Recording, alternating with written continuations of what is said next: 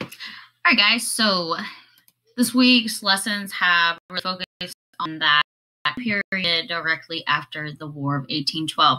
So this war really does bring the country together, at least momentarily, but it's important to remember that the Treaty of Ghent was signed in 1815, and in about 50 years, we're going to find ourselves in the actual Civil War. So this time of prosperous and coming together really is very temporary, but part of it that we didn't get to talk about, we have that age of Jackson. We have the American system that you guys saw where we're starting to build canals and we're starting to build more railroads. We're starting to make transportation a little bit more convenient with the Industrial Revolution. We're starting to not just focus on farming, and we're starting to focus on industry where we actually are creating products and able to sell them in America and to other countries. So we are definitely seeing some positives coming out of after the war, because, hey, we just beat the British, right? We just showed our guns a little bit, like, hey, we are relevant. We have the ability to continuously fight off these, strong, what we would see as strong armies. So kind of don't mess with us, right? So we have asserted that. One of the things, though, that happens in this time period, and next week's going to be all about why we actually get into the Civil War, but it's about kind of what's going on in America between these two wars, between this War of 1812 and the Civil War. And one of those things that's happening is we're starting to expand into the West, and not just Ohio and Indiana. We're starting to actually legitimately get into what we consider the West, right? The West Coast, all the way to California, Oregon, Texas, those areas. So this idea of moving west, we didn't have a policy called Manifest Destiny. We had the Louisiana Purchase. We knew that this land was ours. We've sent explorers. They've checked out this land, made relations with some natives. But now we are seeing more and more people actually feel, hey, let's go ahead and expand this country. And this idea of having land from sea to shining sea, right? From the East Coast all the way to the West Coast of California to the Pacific Ocean. That way, now we have a quick way to trade with Asia, right? So this is our ultimate goal. And how we sum up this movement into the West is with a term coined by a journalist called Manifest Destiny. And it's basically using that it's not just like what we're supposed to do. This is our fate. This is our God-given right to get into the West and expand our country so we can become the biggest, greatest country in the world, right? This is summed up with the term Manifest Destiny. And you've heard this in song lyrics. You see up in the right corner, there's a little clip from Night at the Museum. But Manifest Destiny is just this idea that it is God's will for Americans to continue into the West. Now, problem with that is we don't own all that land yet, right? Even Louisiana Purchase doesn't take us all the way to the West Coast. We don't have California yet. We don't have Texas yet. So how do we acquire those lands, and what's happening when we actually get there? That is what we are going to get into. Now, this would be an image that I would have you guys analyze if we were in class, because this is the image that is titled Manifest Destiny, and it shows that godly push to get into the West. And remember, back then, religion was at the forefront of a lot of people's life. Not that it isn't today, but in this time especially. So by using an angel for that symbolism, this is what we're supposed to do. You see it here in the right. This would be like the East Coast. This would be New England, where they've got the boating and the trades going on. Now you're starting to see the railroads heading to the West. You're starting to see people, settlers heading to the West. You've got a pickaxe here. Those people probably headed to California to search for gold. But then we also see some concerning things, some kind of negative things. You see these natives here, because who's already living in this land? The natives. But it comes to no surprise that we're pushing natives off their land, because we've been doing that since we got here, right? And then you just learned of the Indian Removal Act, where we're actually forcing natives now, not even through these, deceiving treaties. Now we're literally using military force to push them off of their lands. So it's definitely a negative impact to the natives. And then even from an environmental standpoint, you've got the buffalo here. You've got this bear also being pushed off their land, because we know a big consequence of us expanding into lands that aren't currently inhabited is we're going to mess up with the ecosystem, we're going to mess with the wildlife, and it's going to affect them as well. So this image, definitely, you got your Rocky Mountains here, and then over in this corner, this would be like your West Coast, right? So this image really kind of puts into perspective this idea of America imperialism, and we're spreading into the New World, which is all this land that we know. Actually, that's the one I'm supposed to be on. Okay, so what are the advantages of moving to the West? Well, one huge advantage, and it's pretty much motivated everything that we've done up to this point, is economic opportunity, money, making money. There are endless resources in this new land, right? You're very small area. They're really sucking all the resources that they can out of the land that we know in Europe. But here in America, this is uncharted territory, right? This is where we can have access to resources that we never thought we had before, and ones that we know are there that we can continue to make money off of. One of those being fur. And eventually we're going to see for gold, which is probably the most known of why people move west, but actually people didn't even make as much money off of that gold as we thought we would. But either way, we want to move west because, yes, it's our destiny, but also we want to make money. We want to make our lives better. And in a lot of people's heads, the way to do that is to be successful monetarily. So those lands we haven't gotten yet. Louisiana Purchase doesn't give us Texas, doesn't give us Cali. So how do we gain these territories? Well, it starts with Texas. Texas is a unique situation because these lands in Texas, what we don't own yet from the Louisiana Purchase, is pretty much owned by, used to be Spain, but now it is Mexican land. And Mexico had just recently got independence from Spain. So they're trying to, build up their own country. And the problem with the Mexican territory is it's not very populated. And the Mexican territory we're talking is really where like Texas all the way up to like California, in those areas. And Mexico sees that as a problem because if we don't have a lot of people living there, then we don't have taxes to collect and we don't have a way to make money. So the leader of Mexico hires Stephen F. Austin, which, yes, there's a college in Texas named after him. If you follow basketball, they sometimes make it to the tournament. But Stephen F. Austin is basically hired by Mexico to go and recruit American settlers to move into this Mexican territory. So, yes, they are American citizens, but they would be like living in a foreign country. So bring them here into this Texas area, have them set up these towns, and as long as they follow Mexican laws, they're good, And so that's what Stephen F. Austin does. It's cheap land. He gets people to move there. And these Texans begin to gather, start their communities. And then Mexico starts to put the hammer down. Some of those laws that Mexico wanted them to follow, well, one was that slavery isn't allowed in Mexican territory. So a lot of these people moving to Texas have slaves. Not very happy about that, right? That is like the no topic we can't even talk about in America, let alone here in this new land that we're living in. Then as more and more people get there, Mexico sees this as an opportunity to make money. So they begin raising taxes on these Texans. And what do we know about raising taxes on American citizens? They're not always very happy, especially if they don't have a say. They don't have a say in the Mexican government. So they're not happy about this rise in taxes. So you're raising taxes, you are outlawing slavery, and then they're trying to disarm local militias, which means they're trying to take their guns. And you already know how you're literally trying to take guns away from Texans. So we already know that's probably going to cause some issues. So clearly we're unhappy. So these Texans, who are American citizens living in a foreign territory in Mexico, now are like, let's try to gain independence. Let's try to break away from Mexico and maybe have this territory for Americans. So Texans declare their independence from Mexico, much like we declared independence from Britain years earlier. So they declare their independence, but we know that when you declare independence, you still have to fight for it. So they do. Mexico sends their army to these Texas territories, and one of the first major battles that it's still known today is the battle at the Alamo. And the battle at the Alamo, you've heard the reference, remember the Alamo. And the reason we say that is pretty much every Texan militia member dies. all of them do at the Alamo. So not really a victory whatsoever.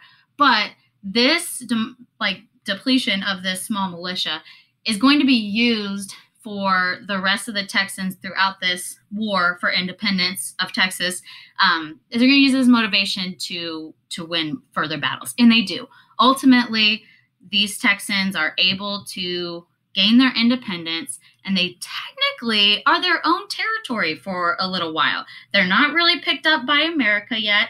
They do apply for statehood because they realize they can't really just be their own foreign country here in between the United States and Mexico. So they do ask to become a state, right? But that's where that Lone Star State comes from, is for a little while, you could argue that they were their own country.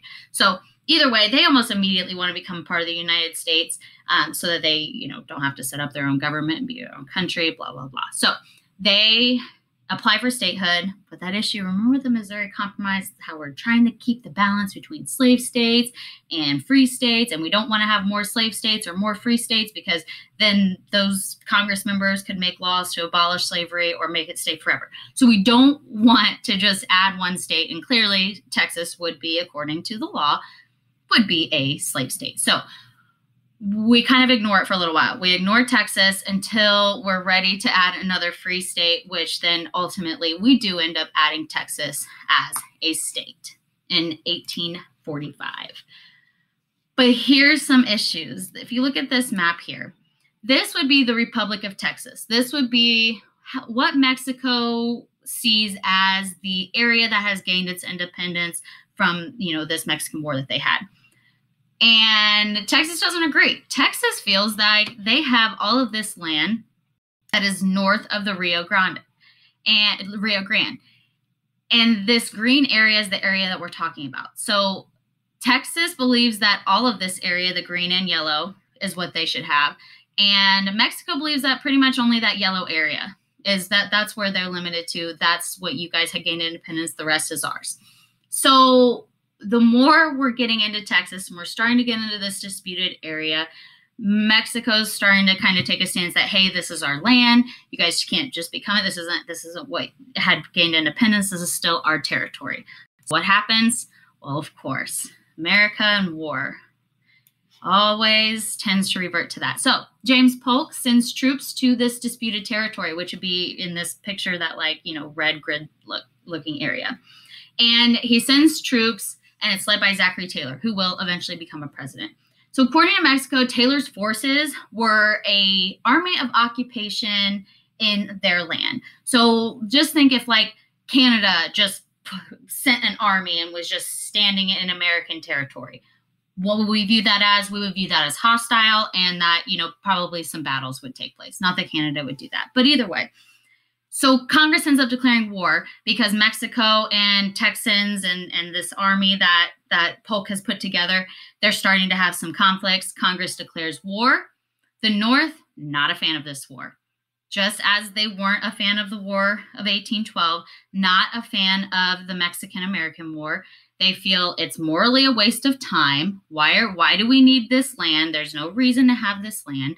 And put all our resources, and can we just go 20 or 30 years without a war? Because it just seems like we keep putting ourselves right back into war, and that's just not really what the North wants. But the South and West are all for it, right? No, more land.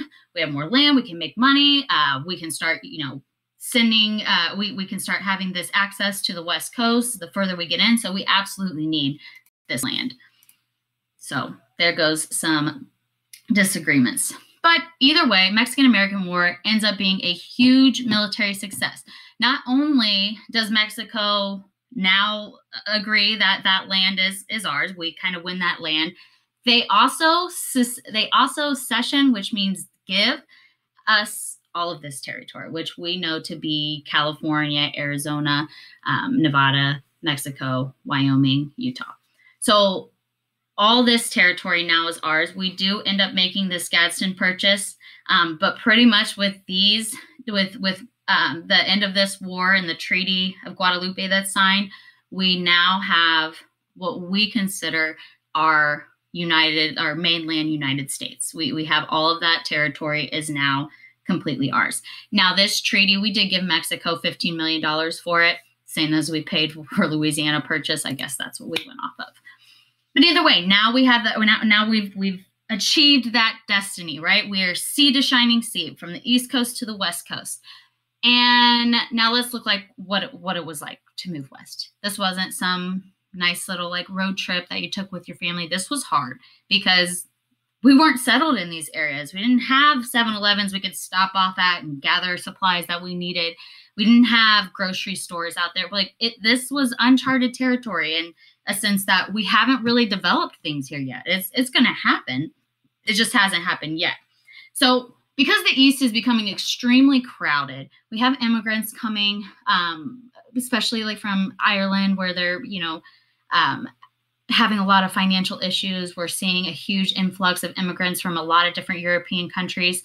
And the more people living in an area, the more expensive that area becomes to live. We see that in New York City today. Rent for like an apartment as big as this room is outrageously expensive because there's so many people that live in this area and there's high competition for those spaces. And when there's high competition, the prices go up. So it's becoming expensive to live in the East.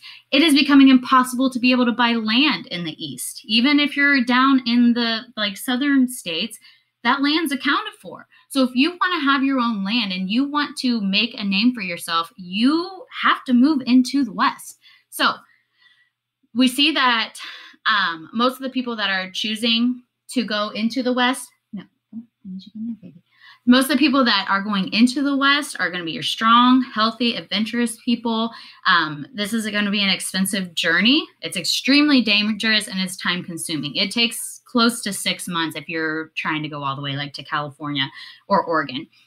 When we say dangerous, these are things we don't really think about that were still happening back then. There's still hurricanes. There's still tornadoes. There's still snowstorms. There's still extremely severe weather that you have to deal with. Heavy snow, mudslides, all of these things are going to contribute to how difficult it is to actually make your way into the West.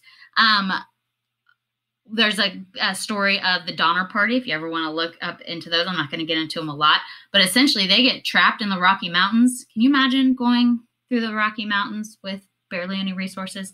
But either way, they get trapped in the Rocky Mountains, and there's evidence that they actually resort to cannibalism, and which means they begin to eat each other just to survive. They get trapped with this heavy snow that happens, and yeah, that's what they resort to. So not a glorious time. It's very difficult to get to the West. You also have to worry about diseases. You also have to worry about starvation, running out of supplies, literally not being able to travel because you can't, right? You have a wagon wheel that breaks. Like, what do? You got to use the land around you. If you're not good at that, survival of the fittest. But a lot of these diseases like cholera, even the common cold, and then dysentery is a very common one, made popular by the Western movement or Western expansion game called the Oregon Trail. So these are some of the trails we see emerge as people are moving into the West. Most people take off from this Independence, Missouri. They head off, you go through the Rockies, and right after you get through the Rocky Mountains is when you kind of make the decision. Are you going to head up north to Oregon and try to get rich off of the fur trade? Or are you going to head to California where, you guessed it, there's gold? At least a little bit of gold, but you'll see that more people actually get rich from selling equipment to the gold miners who aren't really even finding any gold. So those are the people that get rich, or the people that capitalize off of the search and that goal of finding gold. But then you also see people making it down to like Los Angeles and making it into this new territory that we've gotten with the Mexican Cession. The Oregon Trail is nice to mention because of the game. It's made popular. The game came out in the 1970s. This is even an updated version. There's an older type version of this game. But essentially in this game, you're making decisions that they would have made on the Oregon Trail. And throughout it, people die, and they have that gravestone that you just see up there. Most of them die from dysentery, which is a joke that you hear a lot from the Oregon Trail. But either way, this trail becomes famous because of this game. why you want to head to Oregon. It's going to be a much more mild. It's not going to be a super hot journey throughout the summer that you might see if you went more southern into like the Texas area or Los Angeles area. So it's going to be just a little bit more mild. And there's lots of resources in Oregon because of the fur trade, which we already know has been extremely profitable in the East. So, hey, why not get it going in the West? The Panic of 1837 is the time after Andrew Jackson makes some kind of poor decisions involving the economy and the banks. And we have the Panic of 1837 where you've got unemployment rising. There's not enough jobs for everybody. You're in a recession. And the whole economy is just very rocky. Actually, that's how a lot of people are feeling right now. If you kind of wanted to, we know that it was because of disease, but in the Panic of 1837, this was an economic thing that we didn't know how we were going to get out of. So what do you do to ensure you will have money and be able to survive and provide for your family? You get a farm or you get your own land and you do your own thing. So moving out into the West is going to help you accomplish that. So that's what they do with Oregon. It does take this journey usually starts after the rainy season in the late spring, so that your travel isn't going to be in the harsh months of the winter, even though if you got detoured, that might happen anyways, like with the Donner Party. It does take about 6 months, and it costs a family of four about $600 to get there. And at that time, workers typically made about $1.50 a day. So that's a very expensive trip, right? Even for $600, like you can't get a round trip to Oregon at this time, or like today, but back then it was even more expensive and you didn't get to just, fly. So it takes about 6 months, costs a lot of money. The wagons, they would travel in trains, which would be like groups of families, between 10 to 24 families maybe, where you're traveling together, helping each other out, sharing resources and whatnot, so that you're able to ultimately get to Oregon or wherever your ultimate destination is. Now, natives are actually helping American settlers get through this journey. They're helping them with supplies. They're helping them medically, at least from what they can. But the newspapers in the East are reporting that the natives are being very hostile and attacking these settlers, which wasn't happening. We don't have a lot of evidence of that being a huge problem, but the newspapers were explaining this to people in the East. Right. And that just goes with the agenda of yes, it's fake news kind of, but it's trying to get people to feel that these natives are an issue. Right. We've got to take care of this problem because these natives are killing Americans. Right. So we almost use it to justify how crappy we're treating these natives. And I know slavery, gosh, that's such an awful thing that happened in our history. And it is disgusting to think about it because of how African Americans were treated in this country. But a group that kind of goes unnoticed on how awful they were also treated were the natives, right? Just like how we took a lot of those Africans from their homes and their land, and we brought them here. We removed natives from their lands. Did we enslave them? Not so much, but we did kill a lot of them. So it's pretty bad as well. I'm not going to say it's equal to slavery, but it's pretty bad. The natives definitely get the short end of the stick for the ones that actually lived here first. So it is hard work moving out to the West. You're establishing a whole new civilization. Working on farms is hard. If you were in a family and you were a child in a Western, and you're living on a Western farm, you're probably going to be put to work. Probably not going to be a very fun life for you.